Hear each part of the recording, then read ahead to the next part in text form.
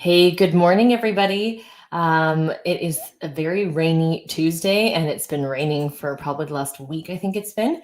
So we all wanted and needed rain, but now I think everybody is ready for the sun to come back. And I believe it's coming back tomorrow if the weatherman is correct. So I wanted to give you an update on what is going on in Edmonton's real estate market for this last week. And it's pretty non-significant. I mean, every single week we've been doing this we're taking a look at what has happened in the last 7 days and also comparing it to last year, taking a look at St. Albert, Sherwood Park, Spruce Grove, just to kind of see what's going on in the surrounding areas. Now, there are a lot more surrounding areas in Edmonton other than those areas. Of course, we've got Leduc, Beaumont, and all those Stony Plain, but we don't cover that in this video. So if you ever want to know that information, you can always just send me a message.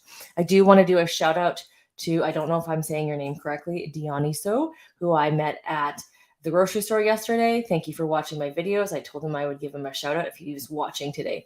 So let's dive into what's going on in the market. There are currently 2,943 listings. So the same pretty much as last week. There hasn't been a massive amount of changes. The inventory level is staying pretty stable. Now, why is there not more listings coming on the market? Well, the interest rates affect the sales, and they also affect the amount of listings coming. If you have an interest rate of 1.8% or 2.5% or even 3.4%, do you want to sell your house to then take on a mortgage of potentially 5.04%, and especially if you're upgrading? So we're seeing that not as many people are putting their homes on the market for that reason, and then we're not seeing a whole lot of sales for the exact same reason.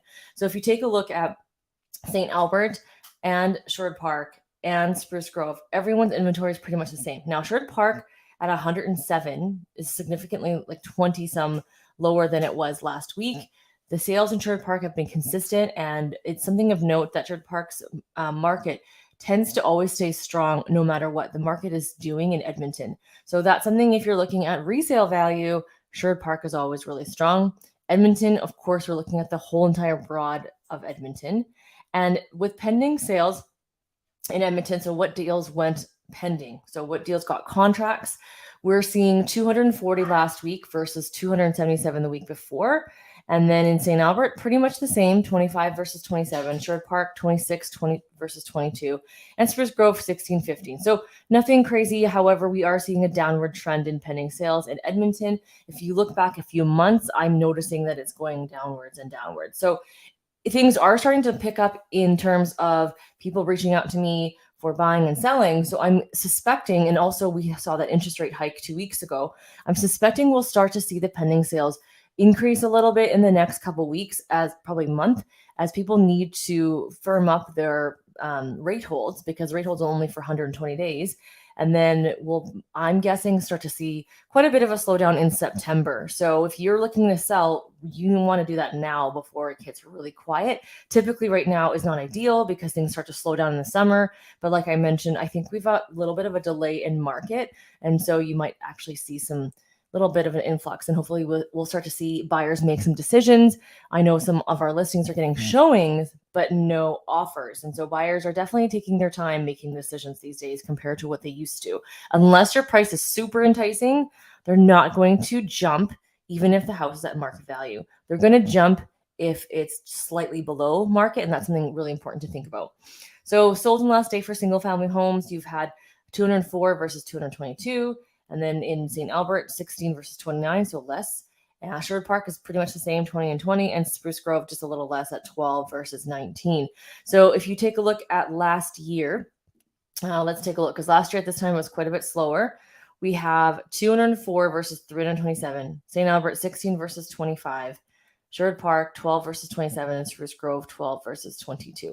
So nothing too crazy in terms of, is there a huge uptick in the market? Absolutely not. Is it a huge decline? No, it's slow and steady. Edmonton is a very slow and steady increase. So if you're looking at selling your house and you're going, I'm not going to get what I want.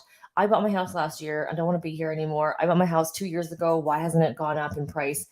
Edmonton is a slow increase. Our last 2 years, which was very unnormal, went up really quickly, and it came down quite quickly last year. The year before, in 2021, we saw it stay up quite high, and then 2022, kept going up and then it just came right down. So typically we see a 1 to 2% increase over the last 2 to 3 years. Each year was about, first 2021 was about 10%, then we went down to 8%, and now we're probably this year overall for the year increase is probably going to be 1 to 2%, and it's probably going to be like this for quite some time.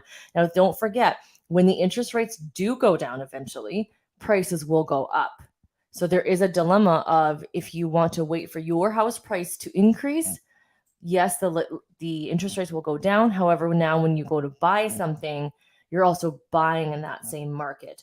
And when you're looking at an increase, it's not going to be significant. It's not going to be, oh, my house is now worth $50,000 more. Unfortunately, with our slow growth, depending on if you have a new or an older build, let's say if you have a new build home and it's been 2 years, let's say, and you want to wait another 5 years, your home may increase slightly. And when I say slightly, I'm guessing 5,000 maybe, because you're also having to accommodate for the fact that you're no longer brand new on the market.